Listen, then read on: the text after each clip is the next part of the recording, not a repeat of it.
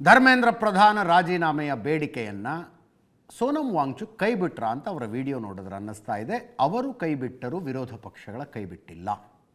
ಬಹಳ ಸ್ಪಷ್ಟವಾಗಿದೆ. ರಾಹುಲ್ ಗಾಂಧಿ ಅವರ ಮಾತು ಕೇಳಿದ್ರಿ, ಸದನದಲ್ಲಾಗಿದ್ದನ್ನು ಹೇಳಿದ್ರಿ.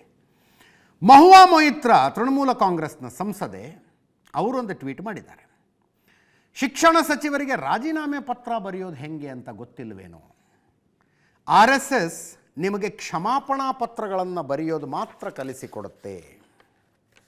ನಾನು ಸಂಪೂರ್ಣ ಗೌರವದೊಂದಿಗೆ ಹೇಳ್ತಾ ಇದ್ದೇನೆ, ನೀವು ಸ್ವಲ್ಪ ನಾಚಿಕೆ ಪಟ್ಕೊಳ್ಳಿ. ಸರ್ಕಾರ ಮಾಡಬೇಕಾದ ಏಕೈಕ ಕೆಲಸ ಅಂದರೆ ನಿಮ್ಮ ರಾಜೀನಾಮೆ ತಗೊಳ್ಳೋದು ಅಂತ ಮಹುವಾ ಮೊಯಿತ್ರಾ ಟ್ವೀಟ್ ಮಾಡಿದ್ದಾರೆ. ಇಲ್ಲಿಗೆ ಬಂದು ನಿಂತಿದೆ ಈ ಕ್ಷಣದ ತನಕದ ಈ ಕಾಕ್ರೋಚ್ ಜನತಾ ಪಾರ್ಟಿಯ ಪ್ರತಿಭಟನೆ.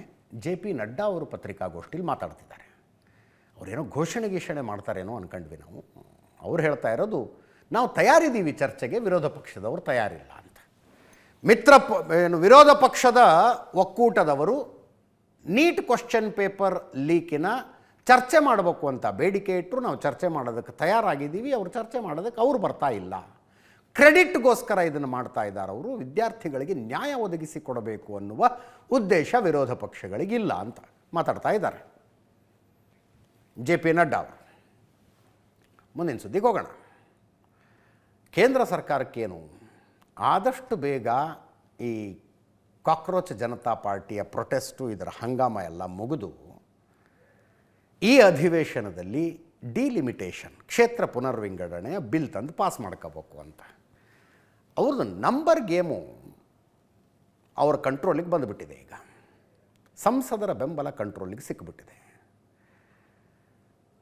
15 ದಿನಗಳ ಹಿಂದೆ ಒಂದು ನ್ಯಾಷನಲ್ ಚಾನಲಿನ ದೊಡ್ಡ ಆ್ಯಂಕರ್ ಒಬ್ಬರು ಹೇಳ್ತಾ ಇದ್ದರು, ಬರೆದು ಕೊಡ್ತೀನಿ ಇವತ್ತು ಬರೆದಿಟ್ಟುಕೊಳ್ಳಿ, NCP ಇದನ್ನು ಬೆಂಬಲಿಸುತ್ತೆ, ಶರದ್ ಪವಾರ್ ಪಾರ್ಟಿ ಇದನ್ನು ಬೆಂಬಲಿಸುತ್ತೆ ಅಂತ. INDIA ಮೈತ್ರಿಕೂಟದ ಭಾಗವಾಗಿರುವ NCP ಇದನ್ನು ಬೆಂಬಲಿಸುತ್ತೆ, ಬರೆದಿಟ್ಕೊಳ್ಳಿ ಅಂತ ಹೇಳಿದರು. ಇವತ್ತು ಹಾಗೆ ಆಯ್ತು ನೋಡಿ. ಶರದ್ ಪವಾರ್ ಅವರು ಪ್ರಧಾನಿ ನರೇಂದ್ರ ಮೋದಿ ಅವರ ಭೇಟಿಗೆ ಬಂದರು.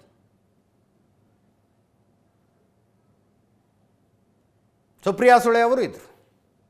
2 ದಿನಗಳ ಹಿಂದೆ INDIA ಮೈತ್ರಿಕೂಟದ ಸಭೆಯಲ್ಲೂ ಅವರಿದ್ದರು. ಇವತ್ತು ಪ್ರಧಾನಮಂತ್ರಿಗಳನ್ನು ಭೇಟಿ ಮಾಡಿಸೋದಕ್ಕೆ ತಂದೆಯನ್ನು ಕರ್ಕೊಂಡು ಬಂದಿದ್ದರು. ಇದಕ್ಕೆ ಬೆಂಬಲ ಕೊಡುವ ಬಗ್ಗೆ ಗಂಭೀರ ಚರ್ಚೆ ಆಗಿದೆಯಂತೆ.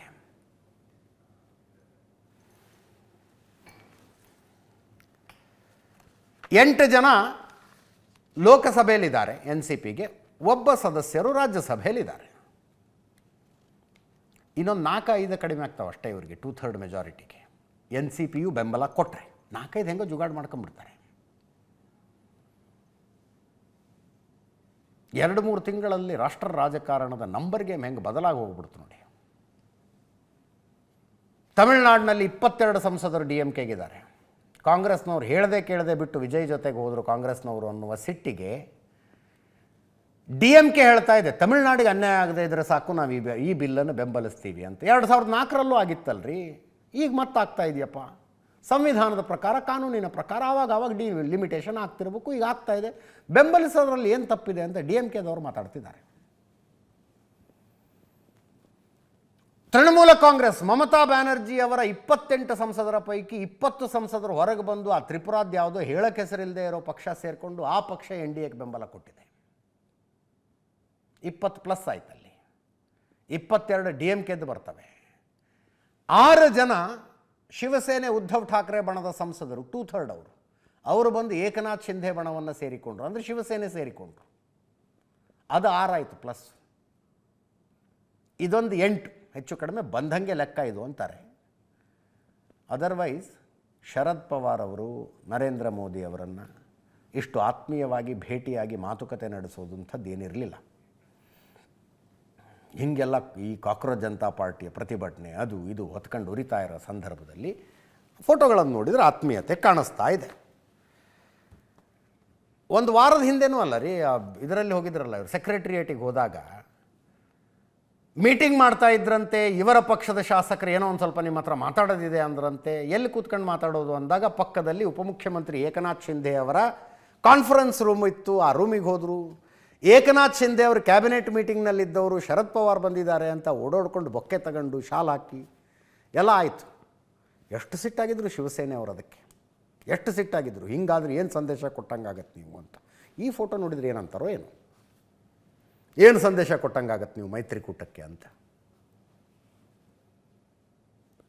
ಅಲ್ಲಿಗೆ ಡಿಲಿಮಿಟೇಷನ್ ಬಿಲ್ಗೆ ಬೇಕಾದ 2/3 ಬೆಂಬಲವನ್ನು ಗಳಿಸಿಕೊಳ್ಳುವ ಹೊಸ್ತಿಲಲ್ಲಿ ಸರ್ಕಾರ ಇದೆ. ಹೊಸ್ತಿಲಲ್ಲಿ ನಮ್ಮ ಲೆಕ್ಕಾಚಾರನೇ ಇಷ್ಟು ಕ್ಲಿಯರ್ ಇದೆ, ಅವ್ರ ಲೆಕ್ಕಾಚಾರ ಇನ್ನೂ ಕ್ಲಾರಿಟಿ ಇರುತ್ತೆ. ನಾವು ಬರೀ ಬೆಂಬಲಿಸಬಹುದಾದಂಥವ್ರು, ಕಳೆದ ಸಲ ವಿರೋಧಿಸಿ ಈ ಸಲ ಬೆಂಬಲಿಸಬಹುದಾದಂಥವ್ರದ್ದು ಪಟ್ಟಿ ಹೇಳ್ತಾ ಇದ್ದೀವಿ. ಅವ್ರಿಗೆ ಯಾರ್ಯಾರು ಅಬ್ಸ್ಟ್ರೇನ್ ಆಗ್ತಾರೆ ಅನ್ನೋದು ಪಟ್ಟಿ ಇರುತ್ತೆ ಅವ್ರ ಹತ್ರ. ಓಟಿಗೆ ಹಾಕುವ ಸಂದರ್ಭದಲ್ಲಿ ಎದ್ದು ಹೋಗಲಿರುವ ಸಂಸದರು ಯಾರು ಅನ್ನೋ ಪಟ್ಟಿನೂ ಅವ್ರ ಹತ್ರ ಇರುತ್ತೆ. ಇನ್ನೊಂದು ಕಡೆ ಜಂತರ್ ಮಂತರ್ನಲ್ಲಿ ಕಾಕ್ರೋಚ್ಗಳ ಪ್ರತಿಭಟನೆ ಮುಂದುವರಿಯಿತು. ಮಳೆ ಇದೆ. 20ನೇ ತಾರೀಖು ರಾತ್ರಿ ವೇದಿಕೆಯನ್ನು ತೆರವುಗೊಳಿಸಲಾಗಿತ್ತು. ಅದಾದ ನಂತರವೂ ಮತ್ತೆ ಪ್ರತಿಭಟನೆ ಮುಂದುವರಿಯಿತು.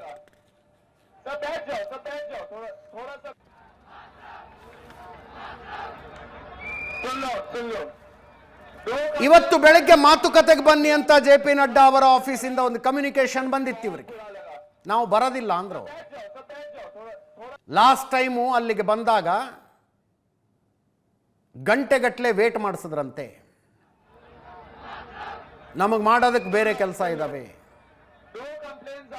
ನೀವೇ ಇಲ್ಲಿಗೆ ಬರೋದಿದ್ರೆ ಬನ್ನಿ, ಇಲ್ಲಿಗೆ ಬರೋದು ಸಮಸ್ಯೆ ಆಗುತ್ತೆ ಅಂದರೆ ನ್ಯೂಟ್ರಲ್ ಜಾಗ ಒಂದು ಹೇಳ್ತೀವಿ ಅಲ್ಲಿಗೆ ಬನ್ನಿ ಅಂತಿದ್ದಾರೆ.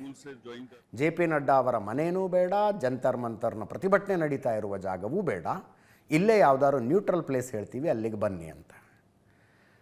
ಪ್ರತಿಭಟನೆಯ ನೇತೃತ್ವ ವಹಿಸಿಕೊಂಡವರಿಗೆ ಸೇರಿರುವ ಜನ ಒಂದು ಕಾನ್ಫಿಡೆನ್ಸ್ ಕೊಡ್ತಾರೆ. ಓ, ಇಷ್ಟು ಜನ ಬಂದಿದ್ದಾರೆ ಅಂದರೆ ನಮಗೆ ದೊಡ್ಡ ಬೆಂಬಲ ಇದೆ ಅಂತ. ಆ ಕಾರಣಕ್ಕಾಗಿ ಈ ಮಾತುಗಳು. ಜನ ಬಂದು ಸೇರುವ ತನಕ ನಾವು ನಮ್ಮನ್ನು ಕರೆದು ಮಾತಾಡೋಕ್ಕೆ ತಯಾರಿಲ್ಲ, ನಮ್ಮ ಬೇಡಿಕೆ ಕೇಳಿಸ್ಕೊಳ್ಳೋದಕ್ಕೆ ತಯಾರಿಲ್ಲ ಅಂತಿತ್ತು. ಈಗ ಬೇಡಿಕೆ ಕೇಳಿಸ್ಕೊಳ್ತಿರ್ತೀರಿ ತಾನೇ, ನಿಮ್ಮ ಜಾಗಕ್ಕೆ ನಾವು ಯಾಕೆ ಬರೋಣ ಅಂತ.